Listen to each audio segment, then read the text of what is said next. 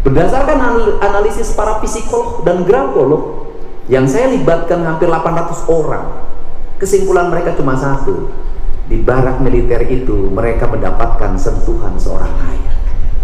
Di barak militer itu mereka mendapatkan belayan seorang ayah. Di barak militer itu mereka mendengar suara yang tegas dari seorang ayah. Di barak militer itu ada ayah yang membetulkan tali sepatunya. Di barak militer itu ada ayah yang membetulkan kancing bajunya. Di barak militer itu ada ayah yang membetulkan kerahnya. Di barak militer itu ada ayah yang membetulkan pecinya. Di barak militer itu mereka mendapatkan idola baru, ayah yang hadir dalam kehidupannya. Maka hari ini anak-anak yang lulusan barak militer, mereka berpesan ingin berkumpul lagi, ingin bertemu dengan ayahnya. Kenapa? Di antara mereka sudah banyak yang tidak bertemu ayahnya, korban perceraian, ibunya di Taiwan, ayahnya kawin lagi. Ini problem yang terjadi di masyarakat Jawa Barat, dan ini tidak bisa diselesaikan dengan hanya membagikan uang bos, uang PIP, tapi harus ada sentuhan psikologi, sosiologi dari pemimpin yang menghadirkan anak-anak di tengah-tengah mereka, yang menghadirkan ayahnya, yang menghadirkan ibunya. Maka keberadaan pemimpin itu dia hadir sebagai pengganti ayah dan ibu.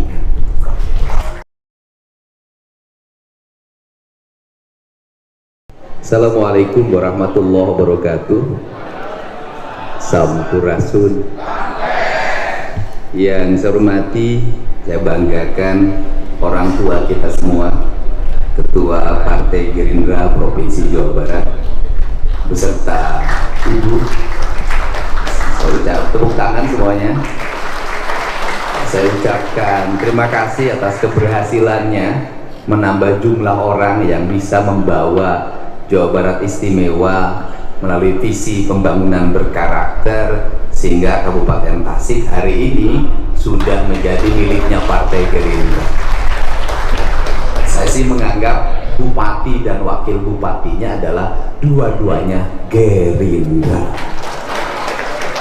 Yang pertama, bahwa Jawa Barat hari ini menjadi epicentrum politik nasional, dan itu bukan kata saya, tapi kata para pengamat. Kenapa menjadi epicentrum? Karena ada tindakan-tindakan out of the box yang itu tidak ada dalam nalar birokrasi dan nalar politik. Kenapa? Karena saya mengembangkan politik itu basic saya ideologi, bukan popularity.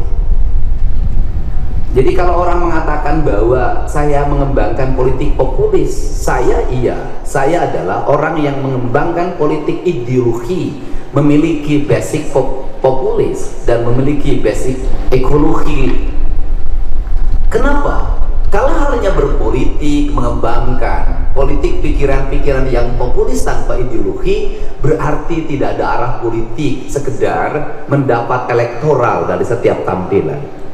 Tetapi juga mengembangkan politik ideologi tanpa membangun narasi-narasi yang populis, yang berdasarkan nurani, juga akan berbenturan dengan rakyat yang lagi buta ideologi. Tidak ada perkembangan di dunia ini yang mengalami perubahan dalam sebuah negara kecuali merubah desain strategi.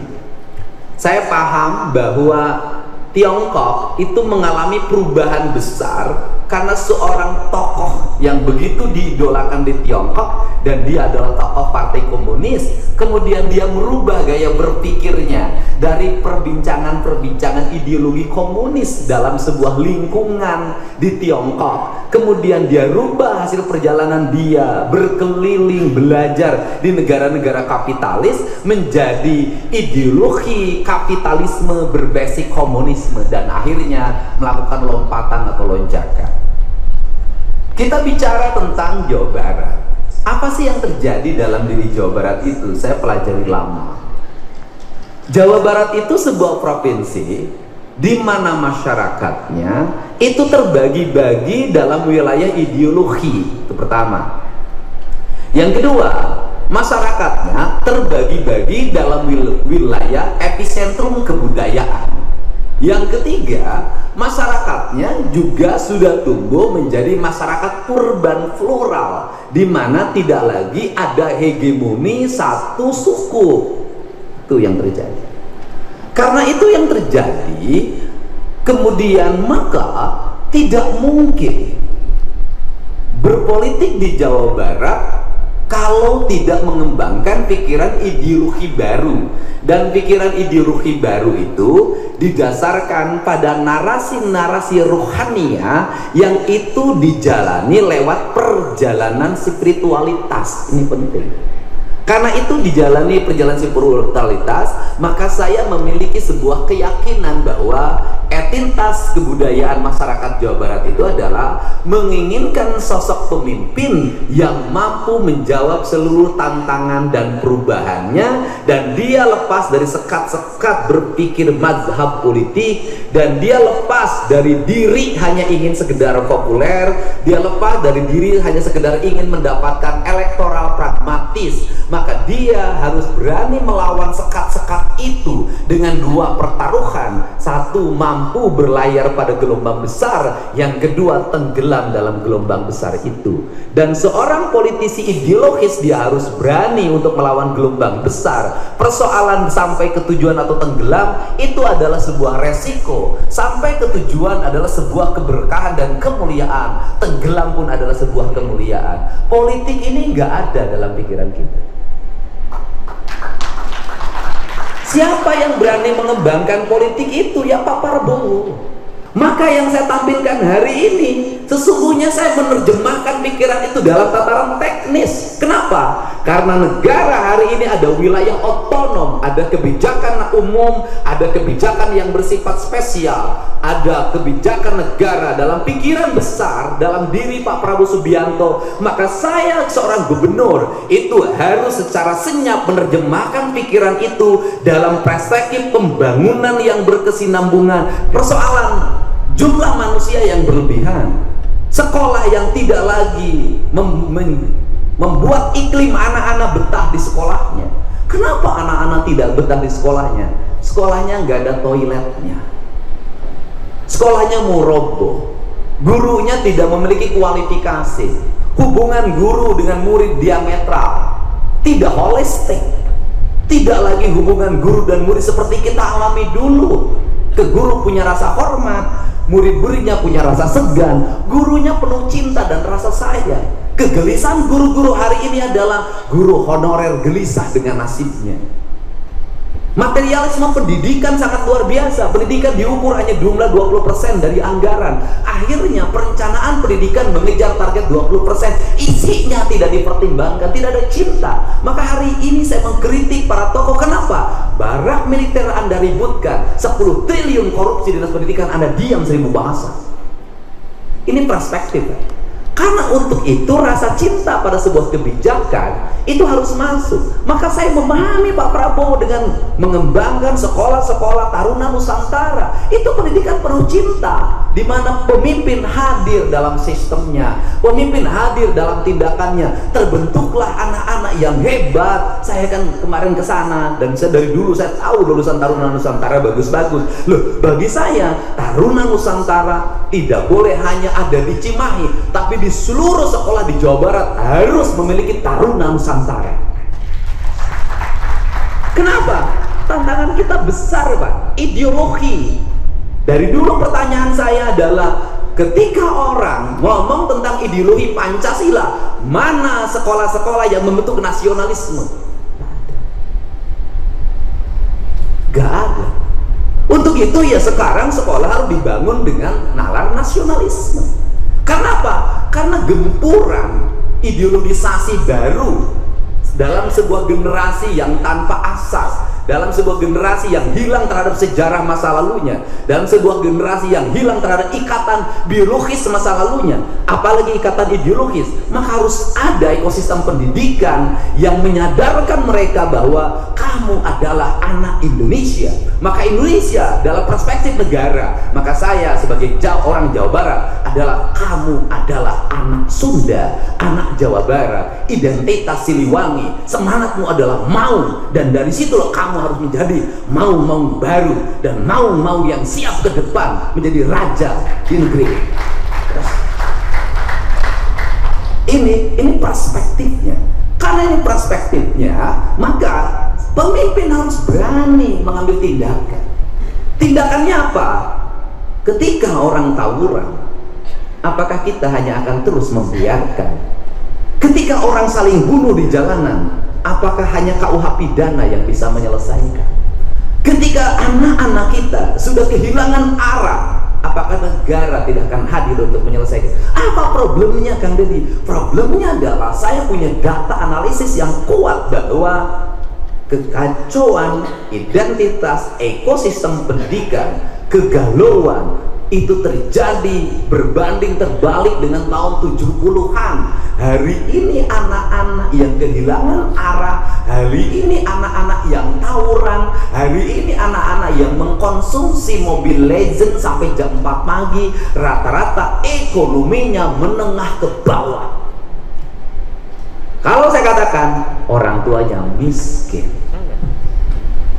Dulu anak-anak yatim itu menjadi anak-anak yang berbeda. Hari ini justru anak-anak yatim terjebak dalam itu. Tadi malam saya dikejar-kejar seorang anak yatim piatu. Dia menangis dalam ribuan orang. Saya yatim piatu, tolong bawa saya ke barat. Ini perspektif. Karena perspektif, apakah kita akan membiarkan kelas menengah ke bawah? Kelas menengah ke bawah itu problemnya apa? Satu, jajan anaknya tidak pernah berhenti setiap hari. Dua, ketika outing kelas dia memaksakan diri. Ketiga, ketika studi tour mereka memaksakan diri. Empat, ketika perpisahan memaksakan diri. Dari memaksakan diri itu mereka cari uang kemana? Pinjaman dengan bunga tinggi. Ada Posipa, ada NBK, ada Bank Emok, ada bank keliling, ada pinjol. Garis di Jambar saya punya analisis, di setiap RT ada komunitas ibu-ibu sekitar 10 orang. Dia adalah kaki tangan dari peredaran uang gelap itu dengan bunga tinggi. Kemudian muncul lagi pemerintah, masuk lagi pemerintah lewat bansos PKH, duit PKH dipakai bayar Bank Emok. Muncul lagi misalnya teman-teman DPR mengakomodir lewat bantuan ekonomi, pinjaman modal, uangnya akan selalu habis. Kenapa? Bukan kurang modal, bukan kurang stimulus, bukan negara tidak memperhatikan. Sudah berapa triliun negara mengedarkan uang untuk menengah ke bawah. Problemnya satu, mereka sudah tidak punya etos. Problemnya satu, mereka sudah tidak ingin lagi bekerja dengan baik. Problemnya satu, mereka hanya ingin menikmati. Problemnya satu, uang dikonsumsi bukan menjadi modal kerja. Untuk itu diperlukan apa? Perubahan mindset. Uang bisa diedarkan dan melahirkan pertumbuhan. Manakala mindset manusia sudah berubah, maka ekosistemnya harus dirubah. Maka saya lagi melakukan revolusi sebenarnya, mencoba menurunkan angka ketergantungan ini, membangun manusia yang kesadaran, mengurangi beban ekonomi. Maka perspektifnya kalau ingin membangun kesejahteraan rakyat, lakukan 4 hal. 1. Bebaskan mereka dari beban biaya pendidikan. 2. Bebaskan mereka dari beban biaya pengobatan. 3. Bebaskan mereka dari beban biaya listrik, sebenarnya kalau mau dibebasin. Kemudian yang keempat, bebaskan mereka untuk mendapat jaminan hari tua yang memadai. Negara akan mau. Nah, saya tidak mungkin melakukan itu. Maka saya mencoba untuk menjaga kepemimpinan Bapak di Jawa Barat ini adalah dengan menjaga ini. Ini harus digerakkan. Kenapa? Riset mengatakan penduduk Jawa Barat itu sudah lebih dari 50 juta. Jawa Barat diselesaikan berbagai problemnya, maka beban keberhasilan Indonesia itu sangat dikurangi. Tapi kalau Jawa Barat bermasalah, maka Indonesia mendapat beban masalah yang sangat tinggi. Menyelesaikan problem Indonesia harus dimulai dari menyelesaikan di Jawa Barat. Itu berarti. Nah, ketika Jawa Barat, kemudian yang berikutnya adalah, maka setelah ini, maka saya harus memasukkan lagi pendidikan. Pendidikan di mana? Anak-anak kita harus ngerti dong bagaimana bersikap, bagaimana bertindak di tengah-tengah gempuran orang terhadap ketakutan militerisme. Tapi semua orang itu ingin bergaya militer. Kita ini nggak adil ya. Untuk itu agar tidak menjadi militeran, maka saya geser pendidikannya. Pendidikan di barak militer menjadi trending topik. Dan saya mengambil identitas bahwa saya katakan itu namanya sekolah kebangsaan. Sekolah kebangsaan itu ngajarin apa? Sekolah kebangsaan itu adalah ngajarin pelatih orang nggak ngerti. Yang ngajar di militer itu bukan militer tempur. Yang ngajar di militer itu adalah pelatih, pendidik yang secara emosi dan kejiwaan dia sudah sangat terlatih menghadapi berbagai situasi. Karena kategorinya pelatih, maka sikapnya kebapaan. Karena sikap kebapaan, anak-anak ini kehilangan bapaknya. Saya katakan, anak-anak Jawa Barat banyak yang yatim meskipun bapaknya ada. Yatimnya apa? Tidak ada lagi yang membangunkan dia ketika jam 4 pagi. Itulah ayah. Tidak ada lagi yang menegur. Itulah ayah. Tidak ada lagi yang berani menjewer kupingnya. Itulah ayah. Bahkan dulu zaman saya mungkin berani memukul dengan sapu lidi. Negeri ini, anak-anak kita hari ini kehilangan figur ayah. Ayah yang punya prinsip dalam hidupnya, ayah yang menghamparkan harapan, ayah yang punya ketegasan, ayah yang tumbuh menjadi seorang maskulin, tetapi hatinya feminin. Nggak ada. Maka berdasarkan analisis para psikolog dan grafolog yang saya libatkan hampir 800 orang, kesimpulan mereka cuma satu: di barak militer itu mereka mendapatkan sentuhan seorang ayah. Di barak militer itu mereka mendapatkan belayan seorang ayah.